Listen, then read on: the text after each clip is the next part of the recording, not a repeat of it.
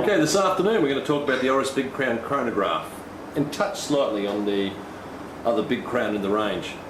I'm going to pass over to you, Warren. Take us through the features of the Oris Big Crown Chronograph. I've always thought of the Oris Big Crown Chronograph as almost like Oris's equivalent to the Omega Speedmaster. It has some similar features. I've always liked the Hesselite crystal. It has a warmth to it and a softness. Let's start with why they used mineral crystal. Well, it's not mineral crystal. It's a Hesselite. It's a perspex. It's like a type of plastic. Why? Well, for a start, you have the look of the watch. You've got that domed effect to the crystal. It's a lot easier to do that with trying to do that with a sapphire crystal. It takes a lot more to form a sapphire crystal into that shape. It wears quite well on your wrist. I had this one on just a moment ago.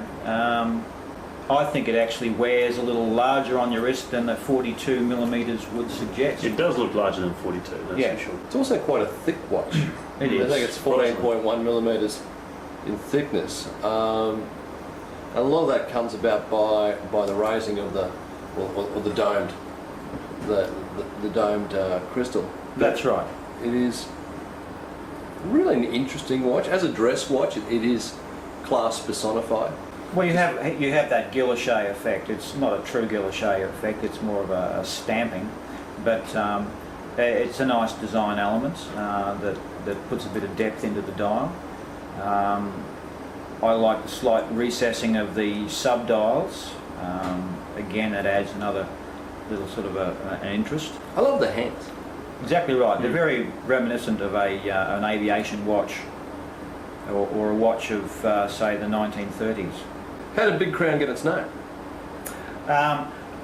From the crown. And that was there, again, as an aviation element. Originally, aviation watches came out with a larger crown so that the pilots could operate them more easily while wearing gloves in the cockpit. The biggest complaint I've always had with this watch and with the Big Crown series has been how susceptible the crystal is to being marked up. How do we polish it out? Well, you can get a product called Polywatch. It's basically some brasso, like a fine metal polish, and you use a very soft, fine cloth. I just at the time used an old t-shirt, and you'd be surprised how good a finish you can get on that. I've done the same. Yeah. I use brasso as well. Smitty, just give us your opinion of this watch. Well, like Warren was saying, it's with the dial on the face side of things, it's very much got a vintage feel about it, that's for sure. Harking back to the watches that my father wore, and so there's that elegant, timeless style that have come from Art Deco era and all that sort of stuff. The face is beautifully clean and easy to read, with hints of that gold running through it, just superb. From the design point of view, again, complemented with a beautiful metal bracelet. All around a fantastic watch. For a dress watch, would you buy one? Yeah, that your cuff will fit over that quite happily. And because it has those small elements of of gold running through it there, it brings out just that element of class and style that you need on a good dress watch. I think it's a superb looking watch. I think it's got the design elements perfect. I think they're 10% away from making it a magnificent watch.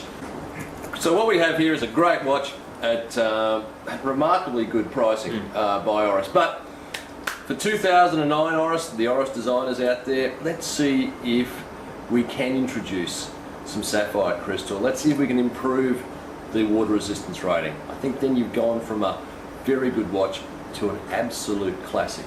Warren and Smithy will take you on next week in a world of... we're going to be looking at changing straps. Yeah. Adjusting your watch strap in rubber, leather and on metal bracelets. Okay. That's what a great director does. We're on. What are you doing, a toothpaste commercial? No, but... It's perfect, I can see it. My hair's short. Got a big hair. I'm trying to put her on mute. Water resistance you haven't seen rating. the way I dive. Death rating would be very accurate. That was fucking awful. Until next week. I won't be here. I'll be in Nicaragua and then Havana, working hard. It's just adding to the credibility of this place. I'm going to be. They'll never catch him. South America. Never catch him.